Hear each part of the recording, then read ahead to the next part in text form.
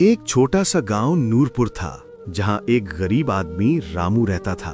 रामू अपने खेतों में बहुत मेहनत करता था, लेकिन कभी अच्छी फसल नहीं उगी। एक दिन जब रामू खेतों से घर जा रहा था, तो उसे एक बूढ़ी औरत दरख्त के नीचे बैठी मिली।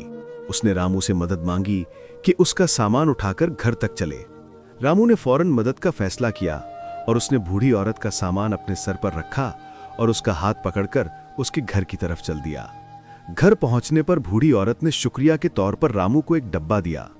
रामू ने समझा कि यह तो एक मामूली सा डब्बा है, मगर फिर भी उसने रख लिया। घर आकर जब रामू ने डब्बा खोला तो उसमें चमकदार बीज थे, जिन्हें देखकर रामू हैरान रह गया। अगली सुबह रामू ने अपनी पूरी बंजर जमीन में वो चमकदार बीज बो दिए। हालांकि उसे फिर भी फसल उगने की उम्मीद नहीं थी, लेकिन अगले दिन जब रामू खेत गया तो वो देखकर सुन रह गया कि उसकी बंजर जमीन हरी भरी फसल से भरी हुई थी। ऐसी फसल जो पूरे गांव में कभी ना उगी थी। गांव वाले रामू की फसल देखने चले आए। रामू ने फसल बाजार ले जाकर बेची और उन पैसों में से सबसे पहले गांव के गरीब लोगों की मदद की। दूर खड़ी वही बूढ़ी औरत रामू का नेक काम देखकर मुस्कुराती हुई खुश हो रही थी। जो नेक दिल से मदद करता है, खुदा उसकी मदद ऐसे रास्तों से करता है जहां का बंदा सोच भी नहीं सकता।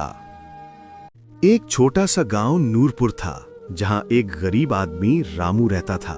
रामू अपने खेतों में बहुत मेहनत करता था, लेकिन कभी अच्छी फसल नहीं उगी। एक दिन जब रामू खेतों से घर जा रहा था, तो उसे एक बूढ़ी औरत दरख्त के नीचे बैठी मिली।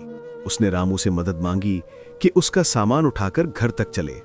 रामू ने फौरन मदद का फैसला किया और उसने बूढ़ी औरत का सामान अपने सर पर रखा और उसका हाथ पकड़कर उसके घर की तरफ चल दिया।